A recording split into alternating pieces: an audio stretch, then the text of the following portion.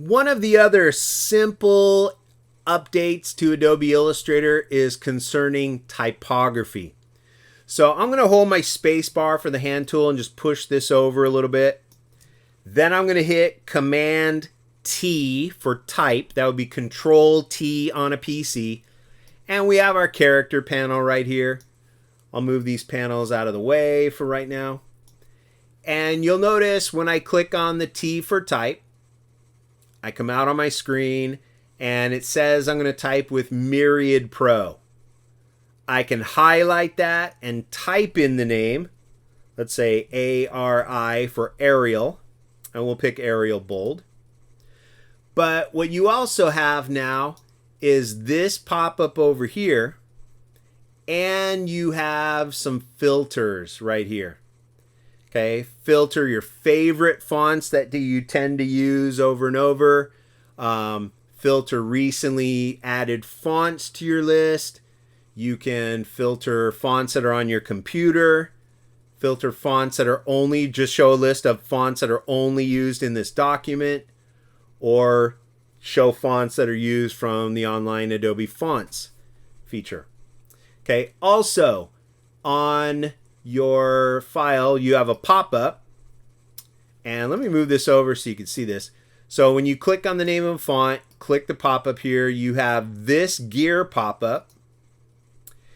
And you can show your fonts in different sizes, like smaller so you can see more on the list. Or if you're having trouble seeing them, you can go bigger. If the word sample really doesn't give you a good idea of that font, you can show fonts right here as selected text. You could do typography, the word typography, so you get more letters. What I like to use is a sentence, the quick brown fox. So if I go to this pop-up and try to pull this over a little bit. Let's see if I can do that. Nope. Okay.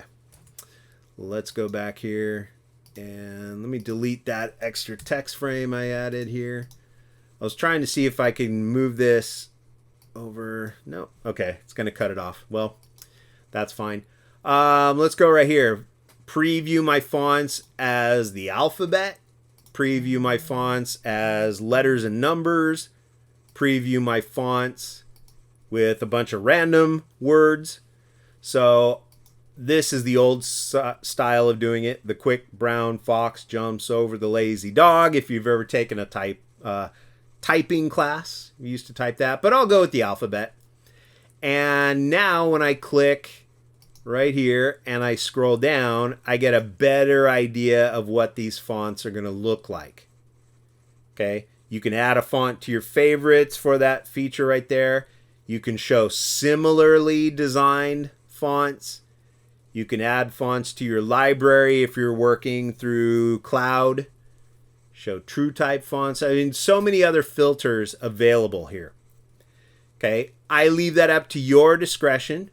If I click on Black Christmas, which is a font I downloaded for some of my sticker designs, I can go right here and say show similar fonts.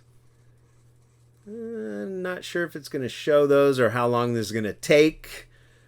So I'll leave that up to you to experiment. I don't want to sit here and wait for that. There we go. Okay. That didn't take too long. So here's some other fonts that I've downloaded. They're more decorative fonts. Filtering similar to that decorative font called Black Christmas. So I have a Skulls font. I have Knife Fight. I tend to download some really funky fonts like Fiendish, Mrs. Monster Academy. So there you go. Okay. And I can come back here and let's see, do I want to show any other features? No. I'm going to come back here and we'll just type in Arial. Oops. And that's showing fonts similar to that. Okay, so let's go back. And there we go. Now I'm not isolated to all those decorative fonts. I'm back to my system fonts with everything else in there. Okay, so don't forget that little back button. when you're filtering fonts, because you can kind of get lost in that filter search. So just keep that in mind, and those are some of the new features for working with fonts here in Illustrator.